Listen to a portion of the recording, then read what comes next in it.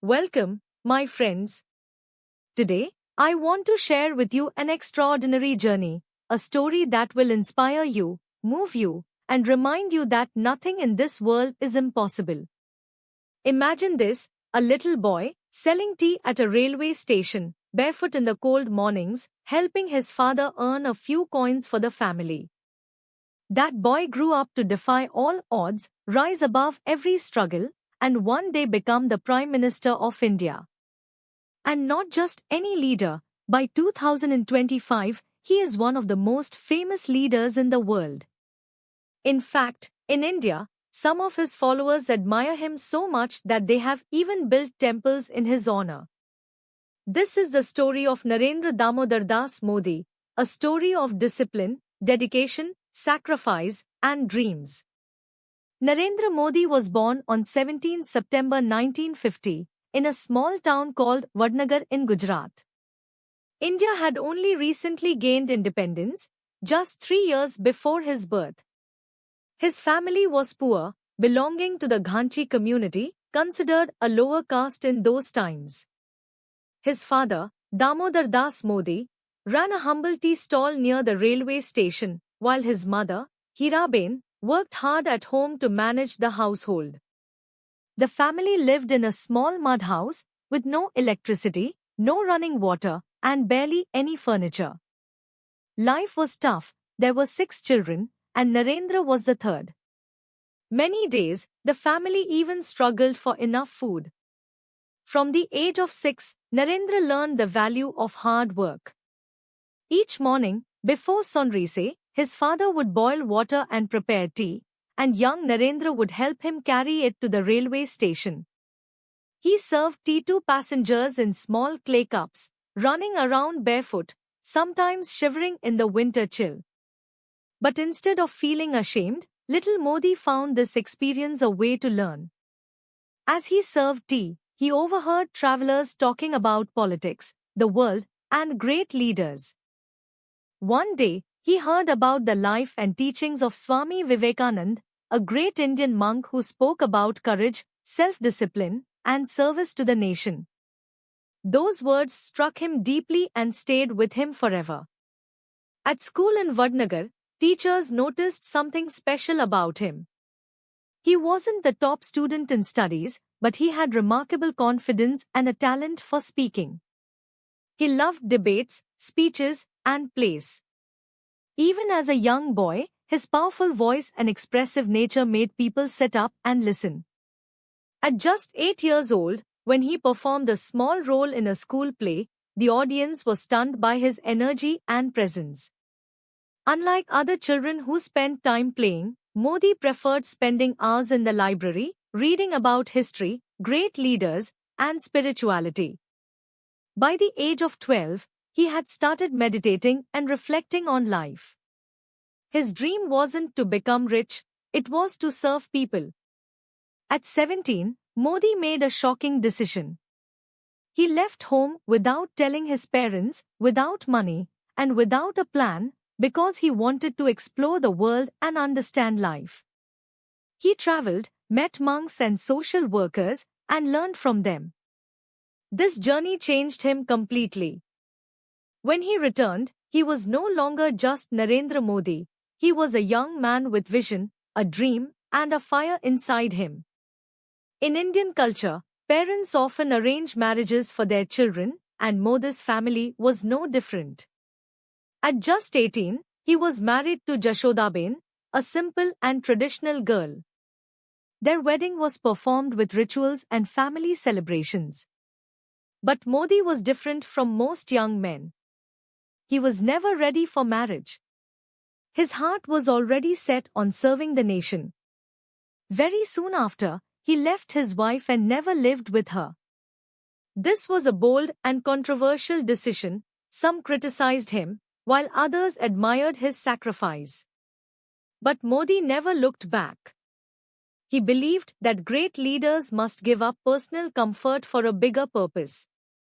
He soon joined the Rashtriya Swayamsevak Sangh, RSS, a Hindu nationalist organization that trained young men in discipline and service. His first duties were humble: sweeping floors, cleaning the office, serving tea. But Modi never complained. He believed that leadership starts from the bottom. Slowly, he earned bigger responsibilities, organizing events, recruiting youth, and managing campaigns. His greatest strength was his ability to speak and inspire. Wherever he gave a speech, people listened with full attention. His confidence, strong voice, and passion stood out. In 1975, India faced a turning point. Prime Minister Indira Gandhi declared a national emergency. Opposition leaders were arrested, newspapers censored, protests banned. Many RSS leaders were jailed. Modi went underground, living in disguise, constantly changing locations, and using fake names to avoid arrest. He secretly worked to spread awareness about democracy and helped leaders escape from police. This was a dangerous period, but it showed his courage and intelligence. After the emergency ended, Modi's name was recognized as that of a fearless worker and rising leader.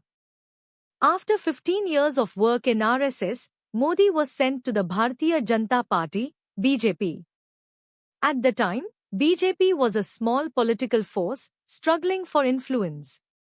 But Modi brought energy, discipline, and new ideas. By 1995, BJP won the Gujarat state elections. This was just the beginning.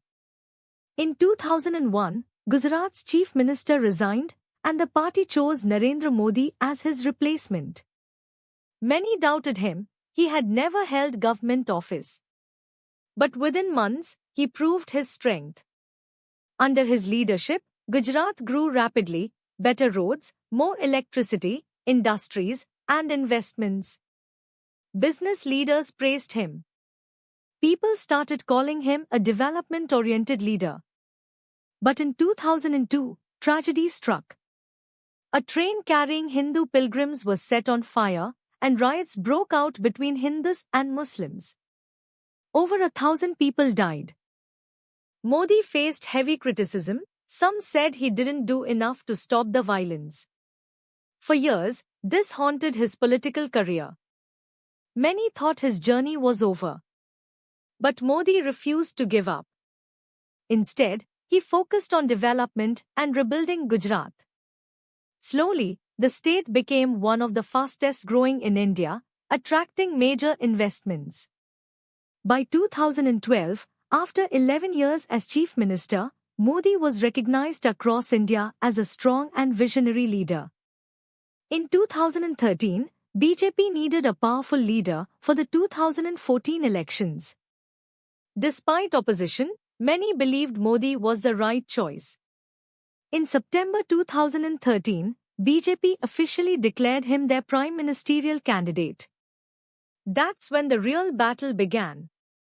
Modi launched one of the biggest political campaigns in history, traveling across India, addressing thousands of rallies, and using social media to connect with the youth.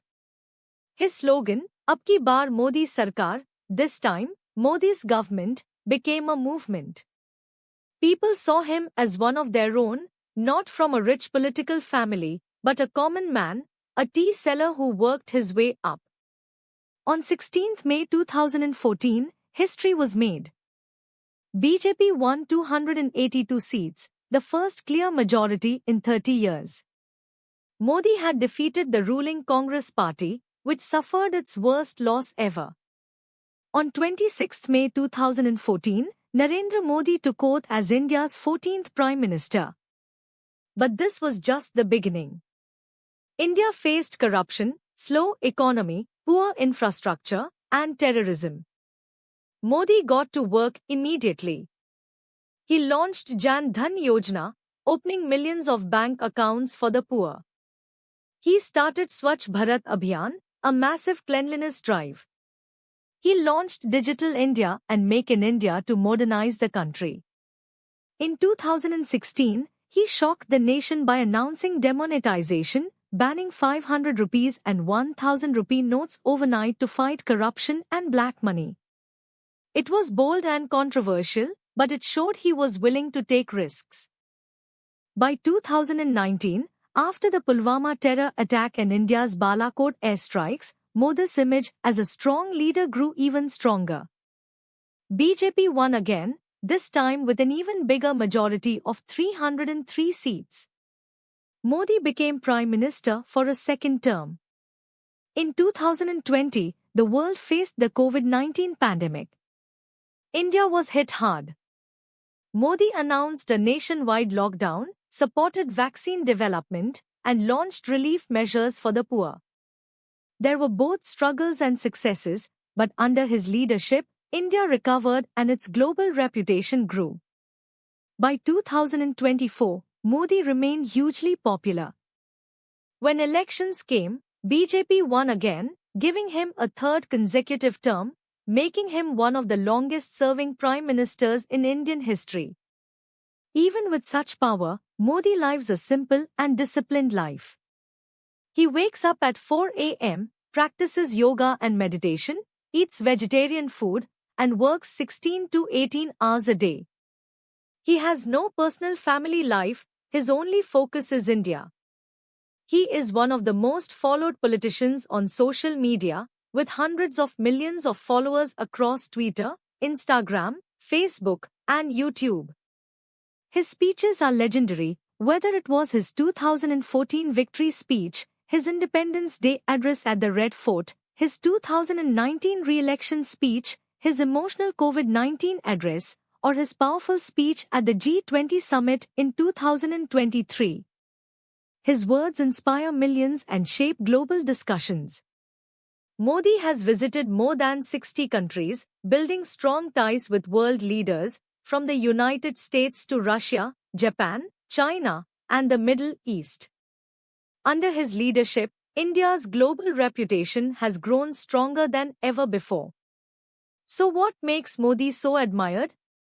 3 things: his rags to riches journey from tea seller to prime minister, his bold and visionary leadership, and his charisma and communication that connects with every Indian, rich or poor.